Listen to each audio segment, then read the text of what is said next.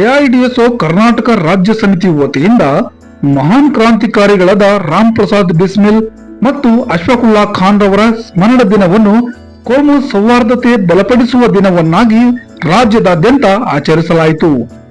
ಮೈಸೂರಿನ ಮಹಾರಾಜ pavilion vowel ಮೈದಾನಗಳಲ್ಲಿ, ಪಾರ್ಕ್ಗಳಲ್ಲಿ ಮತ್ತು ಶಾಲಾ ಕಾಲೇಜುಗಳಲ್ಲಿ ಸ್ಮರಿಸಲಾಯಿತು. ಡಿಸೆಂಬರ್ 19, 1997ರ ಸ್ವತಂತ್ರ ಸಂಗ್ರಾಮದ ಮಹಾನ್ ಕ್ರಾಂತಿಕಾರಿಗಳಾದ ರಾಮ್ ಪ್ರಸಾದ್ ಬಿಸ್ಮಿಲ್ ಮತ್ತು ಅಶ್ಫಾಕುಲ್ಲಾ ಖಾನ್ ರವರನ್ನು ಬ್ರಿಟಿಷರು ಗಲ್ಲಿಗೇರಿಸಿದರು. ಪರಮ ದೈವ ಭಕ್ತ ಹಿಂದೂ ರಾಮ್ ಪ್ರಸಾದ್ ಮತ್ತು ಇಸ್ಲಾಂ ಅನ್ನು ಶ್ರದ್ಧೆಯಿಂದ ಪಾಲಿಸುತ್ತಿದ್ದ ಅಶ್ಫಾಕ್ಗೆ ಒಟ್ಟಿಗೆ ಗಲ್ಲಿಗೇರಿಸಿದಾಗ ಮಹಾನ್ ಕ್ರಾಂತಿಕಾರಿ ಭಗತ್ ಸಿಂಗ್ ಈ ಐಕ್ಯತೆಯೇ ನಮ್ಮ ದೇಶ